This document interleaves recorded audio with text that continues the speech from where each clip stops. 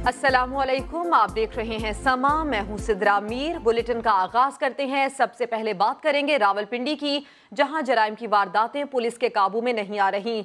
24 घंटों के दौरान 3 थानों की हुदूद में 4 अफराद को कत्ल कर दिया गया। पुलिस एक भी मुलजिम को गिरफ्तार ना कर सकी। सदाकत अली रिपोर्ट करेंगे। एक शहर के 3 थानों की हदूद में 4 लर्ज़ाखेज कत्ल।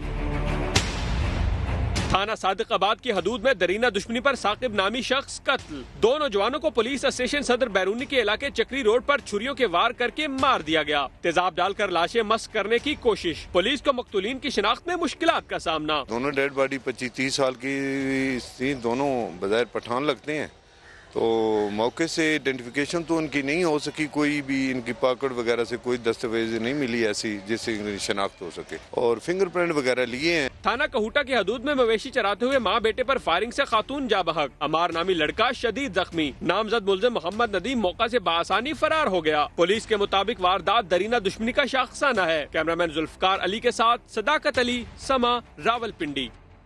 ओकाड़ा के नवाही गांव में 40 रुपए के तनाजे पर मजदूर ने साथी को कुल्हाड़ियों के वार से कत्ल कर दिया। पुलिस ने मुकदमा दर्ज करके तहकीकात शुरू कर दी हैं।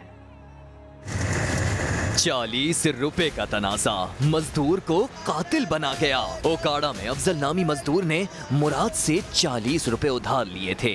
वापसी के तकाजे पर दोनों में झगड़ा हो गया। मनशा वगैरह के बेटे जो है उनसे पैसे मांगे, ये आपस में लड़ाई होगी उधर से, तो मुराद जो है ये इनको आपस में छुड़ाने के लिए गया, इनको गुआड़ी मार दी। कुल्हाड़ियों के वार से 60 साला मुराद जान बहक हो गया, जबकि 4 जख्मियों को अस्पताल मुंतकिल कर दिया गया। आपस में ये बड़े करीबी अजीज़ हैं, एक ही बरादरी है, और इस पे 6 मुल्ज़मान के खिलाफ हमने मुकदमा दर्ज किया, जिसमें जो है 1 कस जो है वो हमने हिरासत में ले लिया है। पुलिस ने वाक़ये का मुकदमा शाहबोर थाने में दर्ज करके मजीद तहकीकात शुरू कर दी हैं। जावेद सिकंदर, समा, ओकाड़ा। लाहौर में नवी जमात के तालिबे इल्म ने निजी स्कूल की प्रिंसिपल को कत्ल कर दिया। पुलिस ने मुलजिम को गिरफ्तार कर लिया। जहांगीर खान की रिपोर्ट देखिए। स्कूल से क्यों निकाला, तालिबे इल्म ने प्रिंसिपल की जान ले ली। कत्ल की ये वारदात गुज़िश्ता रात सुंदर के इलाके में पेश आई। मुलजिम रिजवान निजी स्कूल में नवी जमात का तालिबे इल्म था। नाजेबा हरकतों पर प्रिंसिपल शगुफ्ता ने उसे न सिर्फ स्कूल से निकाला बल्कि उसके वालिदैन से शिकायत भी कर दी। मैं नीचे खड़ा हुआ था किताबों की दुकान के पास, उससे बातें कर रहा था। ऊपर छत से आवाज आई कि रिजवान मार गया, हमें बचाओ, रिजवान हमें मार गया। मुलजिम ने गुज़िश्ता रात प्रिंसिपल शगुफ्ता के घर घुसकर छुरी से हमला किया। इस दौरान मकतूला की बहन भी जख्मी हुई। मुलजिम को गिरफ्तार करके मुकदमा दर्ज किया जा चुका है। फैसलाबाद में वालिदा के जनाजे में बेटे को कत्ल कर दिया गया। मुआफी के बहाने आने वाले कजन ने मकतूल को मौत के घाट उतार दिया। शाहीन शहजादी की रिपोर्ट। फैसलाबाद में वालिदा के जनाजे में बेटे पर फायरिंग करने वाले मुलजिम ने रिश्तेदारी की आड़ में दुश्मनी निभा दी। 2 साल पहले बच्चों के झगड़े पर नाराज होने वाला कजन बशारत मुआफी मांगने के बहाने आया और मौका देखकर शाहिद की जान ले ली। वालिदा से बहुत ज्यादा प्यार था उनका, वालिदा का दीवाना था, वालिदा उसकी दीवाना थी। पुलिस ने मुकदमा दर्ज करके मुलजिम को गिरफ्तार कर लिया। ये भी बतौर रिलेटिव जो है वो जनाजे में शामिल हुआ है, और जैसे ही ये उसके करीब पहुंचा है तो इसने बिशारत ने जो फायर किया उस पर, शाहिद पे, जो उसको पेट में लगा है और इसकी एट स्पॉट जो है वो डेथ हो गई है। मुलजिम बशारत लवाहिकीन के तशद्दुद के बायस सिविल अस्पताल के कैदी वार्ड में जेर इलाज है। कैमरामैन कदीर रहमान के साथ शाहीन शहजादी, समा, फैसलाबाद। फैसलाबाद में भाई ने मुबैना तौर पर गैरत के नाम पर बहन और 4 बच्चों के बाप को कत्ल कर दिया। पुलिस ने मुलजिम को वालिद समेत गिरफ्तार करके तहकीकात शुरू कर दी। रिपोर्ट करेंगे यूसुफ चीमा। शक की आग, 2 मासूम जिंदगियां निगल गई।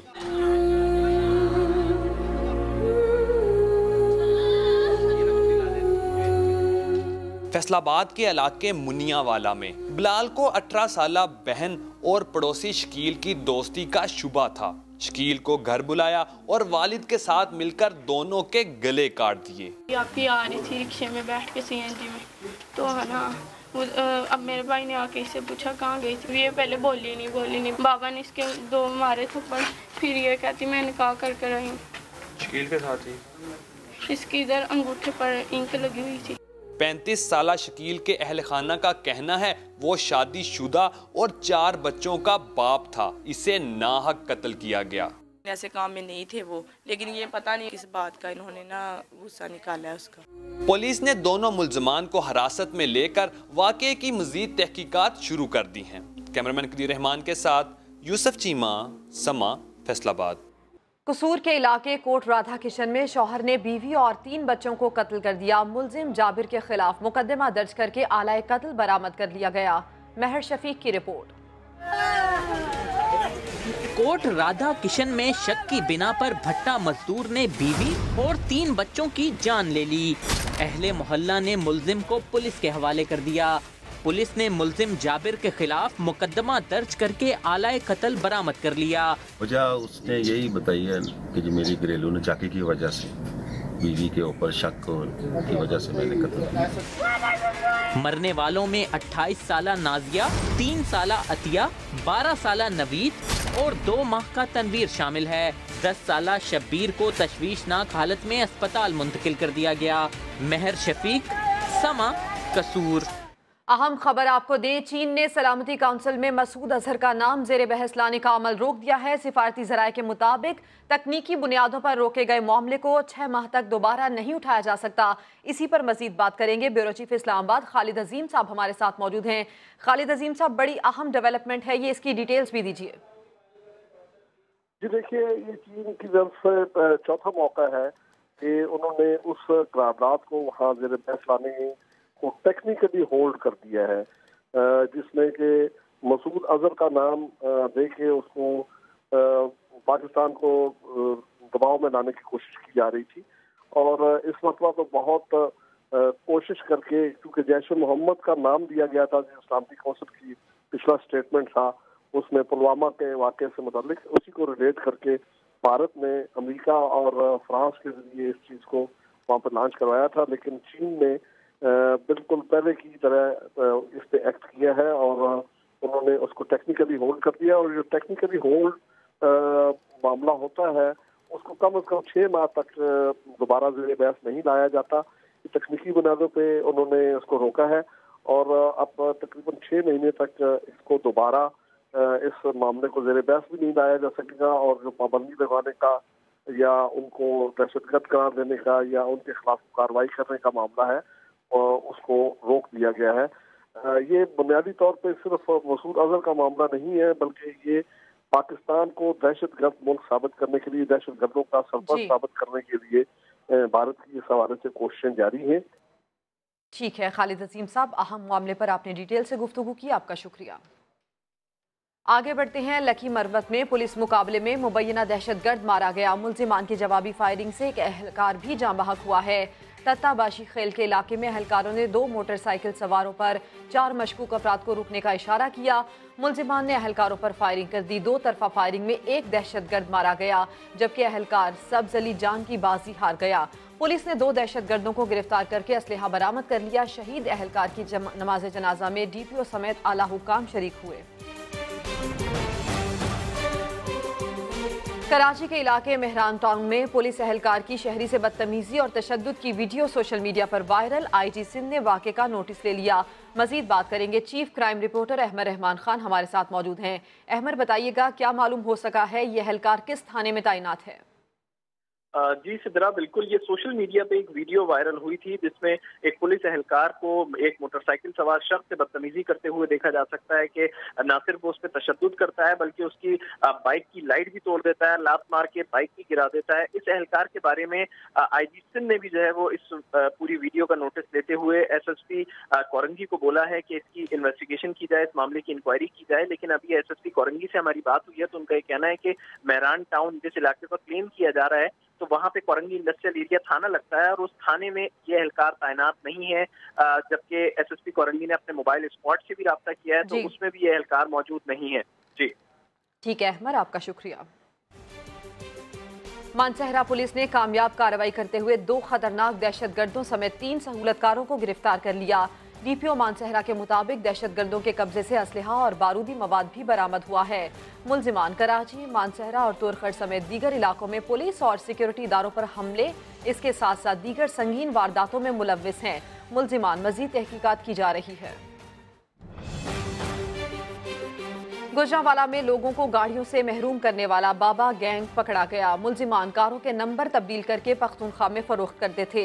मोहसिन खालिद की रिपोर्ट। कार चोरों के खिलाफ CIA गुजरांवाला की बड़ी कार्रवाई।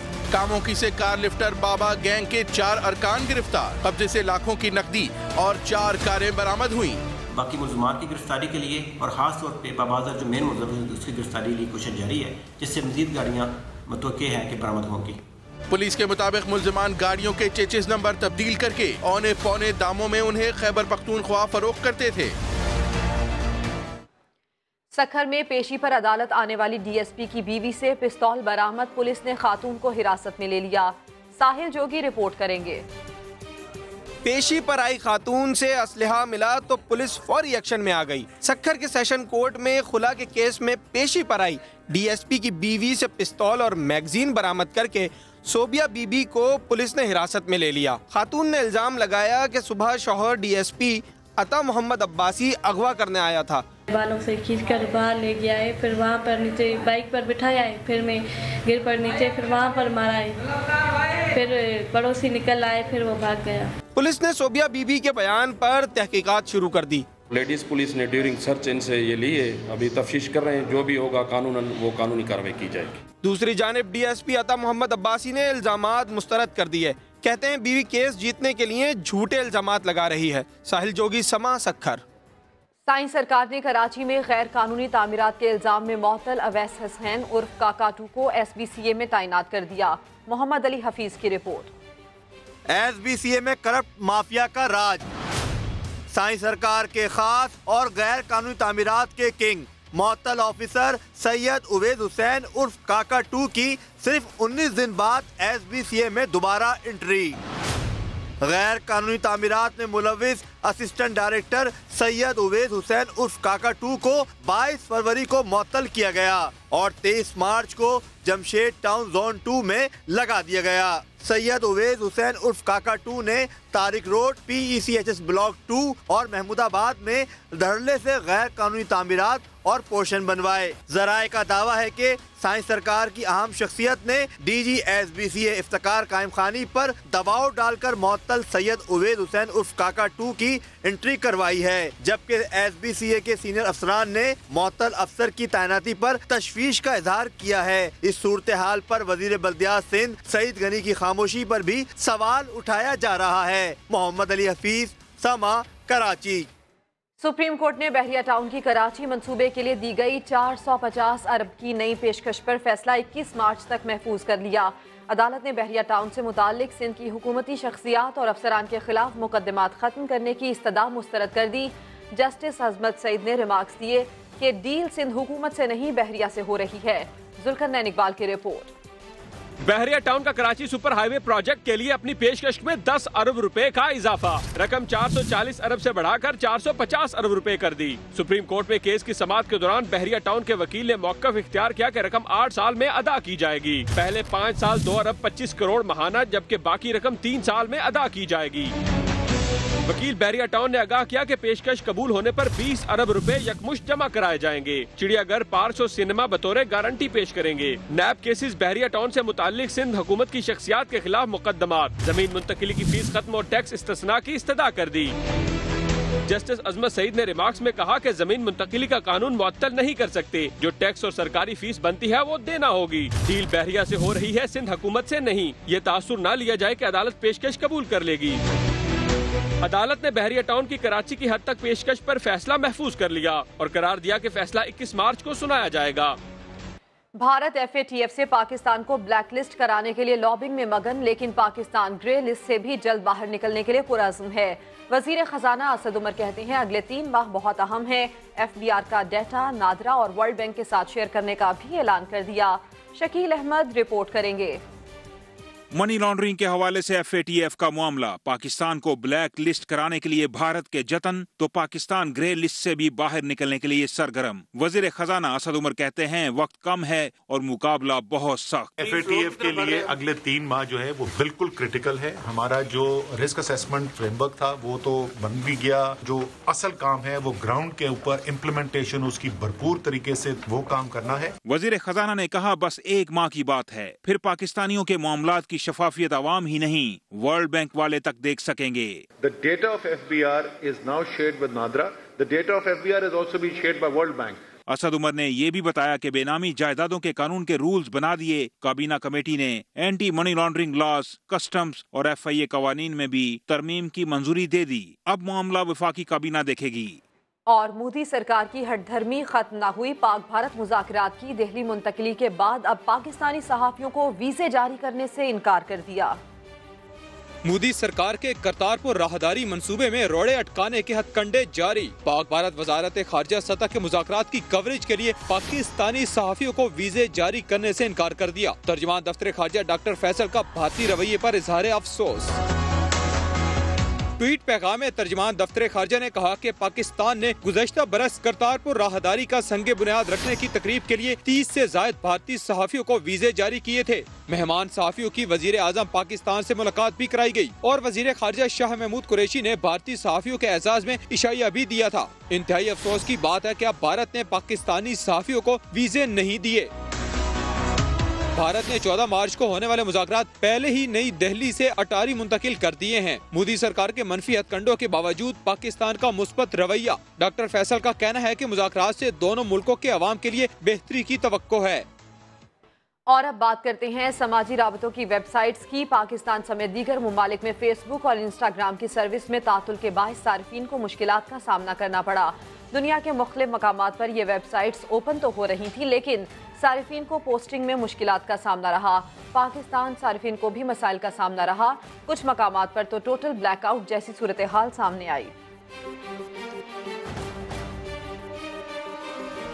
बेनामी जायदादें रखने वाले होशियार हो जाएं। FBR ने सख्त सजाओं का ऐलान कर दिया। बेनामी जायदादें साबित हुई तो 7 साल कैद बामुशक्कत के साथ प्रॉपर्टी भी जब्त की जा सकेगी। गलत बयानी पर जेल की हवा भी खाना पड़ेगी। बेनामी जायदादों के कानून का इतलाक फरवरी 2017 से होगा। शकील अहमद की रिपोर्ट। जायदाद अपनी नाम किसी और का, बेनामी वाले बदनामी के लिए हो जाएं तैयार। बेनामी जायदाद 3 माह के लिए जब्त, 7 साल तक कैद भी भुगतना पड़ेगी। 4 माह में चालान देकर जायदाद की फरोख्त का फैसला किया जाएगा। FBR का कानून नाफिज। बेनामी बैंक खाते, गाड़ी और जेवरात सब पर इतलाक होगा। बेनामीदार जो है उसकी एक तो जायदाद जब्त हो जाएगी, उसको कम से कम 1 साल की सजा कैद की और 7 साल तक जो है मैक्सिमम सजा है, बामुशक्कत सजा जो है। FBR ने लाहौर, कराची और इस्लामाबाद के कमिश्नर्स को केसेस बनाने के पूरे इख्तियारात दे दिए। फैसले या अपील की समात खसूसी अथॉरिटी और ट्रिब्यूनल की जिम्मेदारी होगी। बेनामी जायदाद है क्या, FBR हुकाम ने ये भी वाज़ेह कर दिया। इसमें हमने सिर्फ बीवी बच्चों को, बहन भाइयों को इस्तिस्ना दिया है अगर आपके पास वाइट मनी के सोर्सेज हैं। मेंबर FBR के मुताबिक बेनामी बैंक अकाउंट्स भी लाखों में हैं। बैरून मुल्क बेनामी असासे रखने वाले भी गिरफ्त में आएंगे, लेकिन इसके लिए बेनामी जायदाद के मालिक या बेनिफिशियल ओनर में से एक का पाकिस्तान में होना जरूरी है। मैं तैयार हूँ। I have to keep them accountable। ये कैसा हो सकता है? ये कैसे हो सकता है? गलत तंजीमों और मोदी के खिलाफ कुछ नहीं बोल सकता। Implementation Okay, we have shown we can talk the talk. It's time to walk the walk. Pakistan People's Party is government को accountable.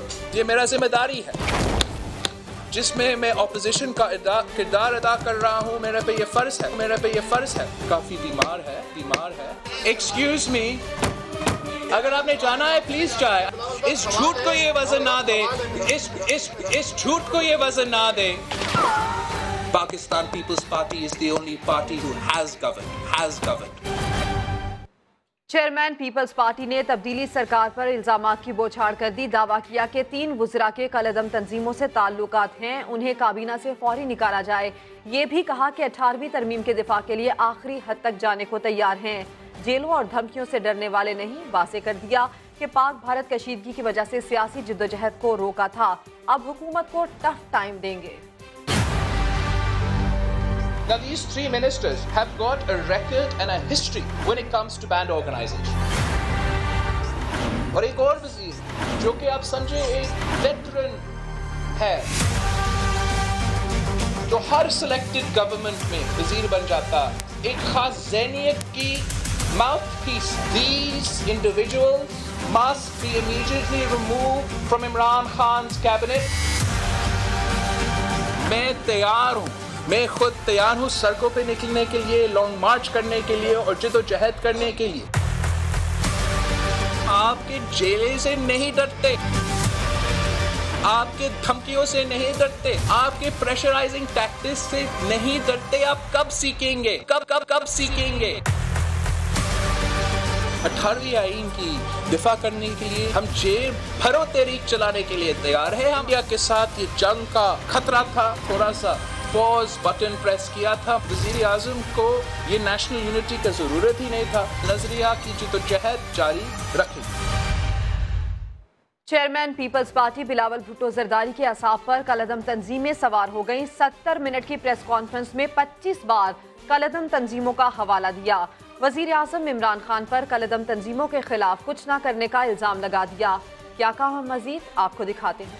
कलअदम तंजीम, बैंड ऑर्गेनाइजेशंस, कलअदम तंजीम, उनके खिलाफ आप कुछ नहीं कर सकते. कलअदम तंजीमों, कोई कलअदम तंजीमों और कलअदम तंजीमों, सिर्फ कलअदम तंजीम, HUM का जो ऑर्गेनाइजेशन कलअदम तंजीम है. Band organizations, specific band organizations, and band organization training camps for band organization. Arrest नहीं करवा सकते हो. कलअदम तंजीमों, band organizations with band organizations. विफाकी वुज़रा को हटाने का मुतालबा करने वाले बिलावल भुट्टो उज़ैर बलोच के साथ ताल्लुकात पर क्या कहेंगे? PTI रहनुमा खुर्रम शेर जमान ने बिलावल के इल्जाम के जवाब में सवाल जड़ दिया. पूरी कहानी है क्या, आपको दिखाते हैं. कलअदम तंजीम, उनके खिलाफ आप कुछ नहीं कर सकते. Chairman PP Bilawal Bhutto 70 minute के जोशे खिताबत में 25 बार कलअदम तंजीमों के हवाले दे गए, मगर एक कलअदम तंजीम का जिक्र करना भूल गए. एक जानिब पैटअप में भारत की पाकिस्तान मुखालिफ लॉबिंग, दूसरी जानिब बिलावल भुट्टो की ये तकरार. मगर हम आपको जरा पीछे ले चलते हैं और उस कलअदम तंजीम से मिलवाते हैं जिसका जिक्र करना बिलावल भुट्टो भूल गए. ये है लियारी अमन कमेटी के उज़ैर बलोच और साथ हैं परियाल तालपुर, कायम अली शाह. जब समाने PTI रहनुमा खुर्रम शेर जमान से बात की तो उन्होंने यही सवाल खड़ा कर दिया. क्या आप भूल गए कि आज जो साहब एक बिलावल जरदारी के साथ बैठे हुए थे, कायम अली शाह साहब जो आपके फॉर्मर चीफ मिनिस्टर थे, वो तो उज़ैर बलोच की जो है दावतें खाते थे. फरियाल तारपुर साहिबा जो हैं उन्होंने उज़ैर बलोच की दावतें खाई थी. बिलावल भुट्टो ने 25 बार मुतालबा किया. उनसे एक बार तो ये सवाल बनता है कि ये तस्वीर कैसी हैं, ये तस्वीर क्या कहती हैं. और तहरीके इंसाफ को कलअदम तंजीमों का साथ देने का ताना देने वाली पीपल्स पार्टी खुद कलअदम अमन कमेटी से ताने बाने रखती है. पीपल्स पार्टी को माजी याद दिला देते हैं. गोलियों की तड़तड़ाहट, लाशों के अंबार, ये था लियारी. बिलावल साहब, आपने जितनी मर्तबा लियारी का दौरा नहीं किया उतने तो वहाँ पुलिस को निशाना बनाया गया. जानते हैं किसने? कलअदम अमन कमेटी, वही अमन कमेटी जिसके सरबराह के साथ आपके कई रहनुमाओं की तस्वीर है.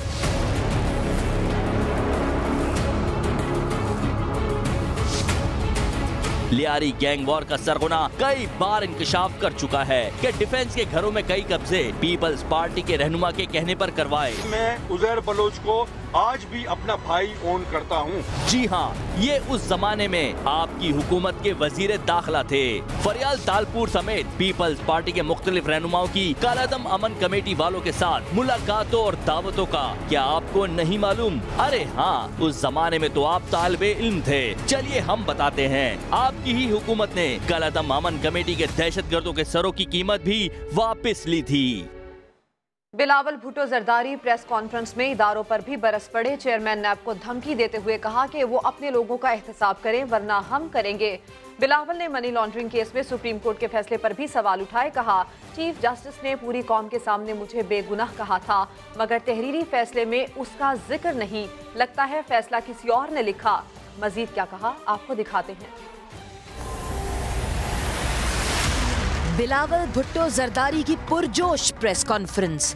स्पीकर सिंध असेंबली की गिरफ्तारी पर मजम्मत।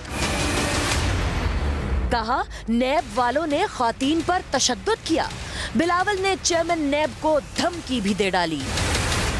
चेयरमैन नैब अपना इन्वेस्टिगेशन करे, अपने ऑफिसर्स को अकाउंटेबल करे, वरना हमें इसका इन्वेस्टिगेशन करना पड़ेगा, हमें इस पे एक्शन लेना पड़ेगा। बिलावल भुट्टो जरदारी ने जाली अकाउंट्स केस पर भी बात की। उस JIT पे ISI को बैठाना एक गैर जमहूरी प्रेसिडेंट है। ना सिर्फ ISI को पॉलिटिसाइज करता है मगर जुडिशरी को भी पॉलिटिसाइज करता है और जुडिशरी को मिलिटराइज कर देता है। चेयरमैन पीपल्स पार्टी का कहना था कि तफसीली फैसला पढ़कर हैरत हुई। चीफ जस्टिस साहब ने अपना ऑर्डर सुनाया कि बिलावल भुट्टो बेगुनाह है। जब रिटन ऑर्डर आता है जो शायद किसी और ने लिखा होगा, उसमें ये सेंटेंसेस है ही नहीं। बिलावल भुट्टो ने मजीद कहा कि जाली अकाउंट्स केस की तहकीकात रावलपिंडी मुंतकिल किए जाने पर भी तहफ्फुजात हैं। बिलावल को फोन किया जाता था कि बेटा हमारे खुफिया अकाउंट्स में बहुत पैसा है जिनमें सारी दौलत जमा है। PTI रहनुमा फैसल जावेद ने बिलावल भुट्टो के जवाब में अमरीकी मुसन्निफ की किताब का हवाला दे दिया। कहा चार्टर ऑफ डकैती की दुकान अब नहीं चलने वाली। The way of the world एक किताब लिखी है रॉन सस्किन ने, जिसको अमेरिकन बताते हैं कि उन्होंने अमेरिका ने टेप करते थे कॉल्स बेनजीर भुट्टो की, और उनकी कॉल्स बिलावल को आती थी और वो बताती थी। उन कॉल्स में बताया उन्होंने कि आपके जो सीक्रेट अकाउंट्स में मिलियंस ऑफ डॉलर्स पड़े हुए हैं। चेयरमैन पीपल्स पार्टी की प्रेस कॉन्फ्रेंस का तुर्की बतुर्की जवाब। रहनुमा तहरीक इंसाफ फैसल जावेद ने मारूफ अमरीकी मुसन्निफ और सहाफी रॉन सस्किन की किताब the way of the world का हवाला दे दिया। बिलावल भुट्टो को जवाब के लिए चैलेंज दे दिया। बाय द वे बिलावल ने जवाब देना है तो इनको चाहिए कि ये दुकान जो सजाने की कोशिश कर रहे हैं करप्शन की, उससे ज्यादा पैसा ये बना सकते हैं अगर ये डेफेमेशन का केस करें, उनको उस पे मुकदमा करें ऑथर का। फैसल जावेद ने कहा बिलावल बाबा साईं के नक्शे कदम पर चल दिए मगर अब चार्टर ऑफ डकैती की दुकान नहीं चलने वाली। PTI रहनुमा ने कहा सिंध के 70% अवाम गुर्बत की लकीर से नीचे जा चुके हैं और पीपल्स पार्टी वाले अमीर तर हो चुके हैं। बिलावल भुट्टो प्रेस कॉन्फ्रेंस में गुस्से में क्यों थे? आगा सिराज दुरानी की गिरफ्तारी के बाद मुराद अली शाह, कायम अली शाह और दीगर के खिलाफ नैब की तहकीकात पर दबाव डालने के लिए PP चेयरमैन ने धुआंधार प्रेस कॉन्फ्रेंस की। जानते हैं मंसूर मुखैरी की इस रिपोर्ट में। बिलावल भुट्टो की बढ़ती हुई बेचैनी महज उनकी नहीं बल्कि आसिफ अली जरदारी, फरियाल तालपुर, साबिक वजीर आला सिंध कायम अली शाह और तो और वजीर आला सिंध मुराद अली शाह के खिलाफ नैब की पकड़ धकड़ की वजह से है।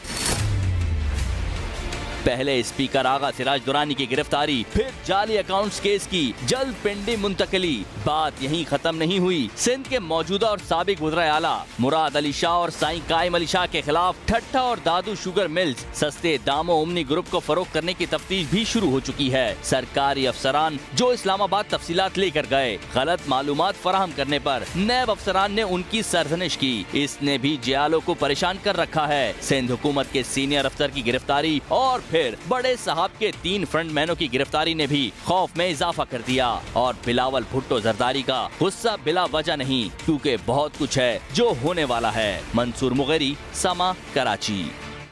बिलावल भुट्टो जरदारी ने लंबी चौड़ी प्रेस कॉन्फ्रेंस में सिंध में खूब तरक्याती काम गिनवाए, लेकिन पीपल्स पार्टी के चेयरमैन शायद बेखबर हैं कि उनकी जमात ने बरसों से सिंध पर हुक्मरानी के बाद सिंध को क्या दिया। आइए हम बताते हैं।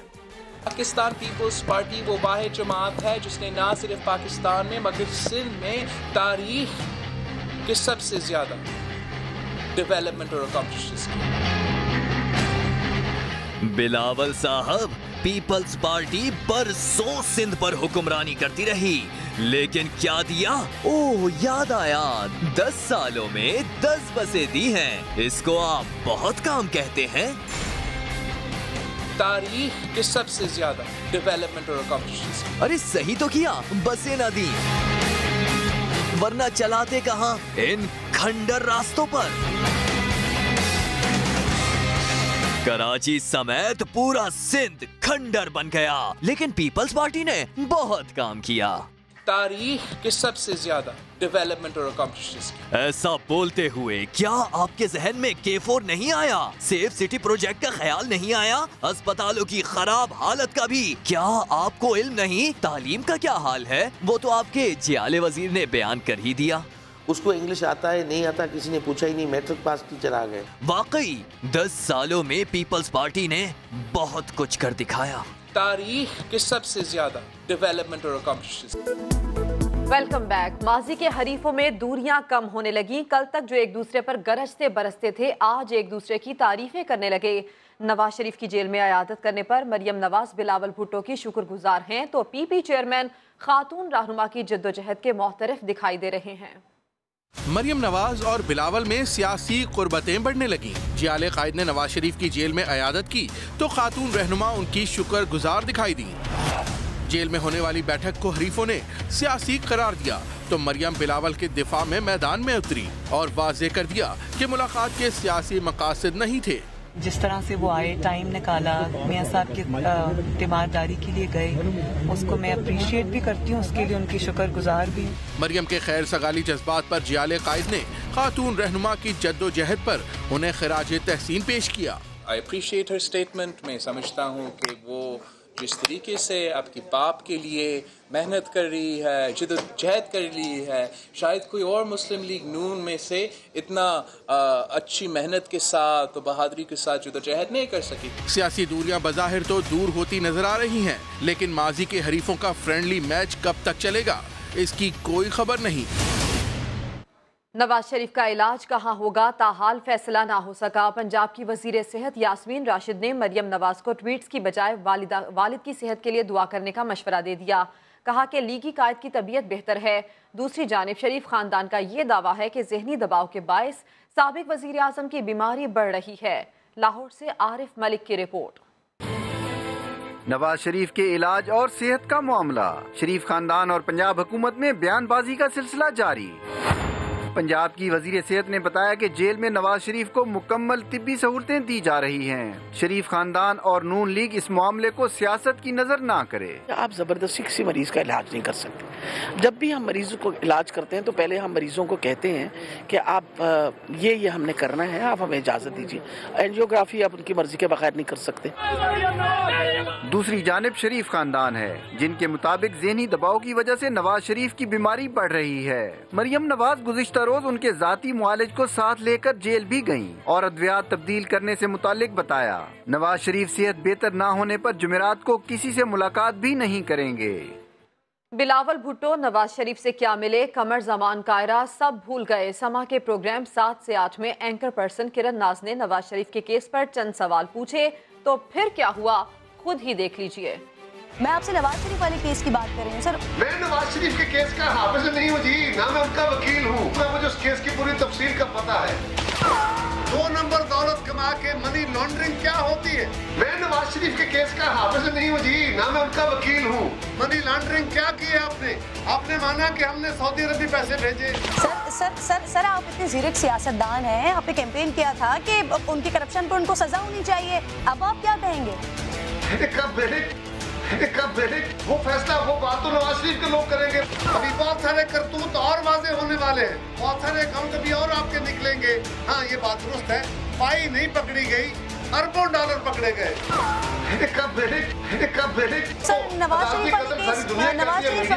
I am not the person, I don't have the information. हमेशा पूछते थे मन्नू क्यों कटे, मुझे क्यों निकाला है। मियां साहब को अपने कर्मों जर्मों की फल मिल रहे हैं। अन्ना बंडे रेवड़ियां मुड़ मुड़ अपने घर।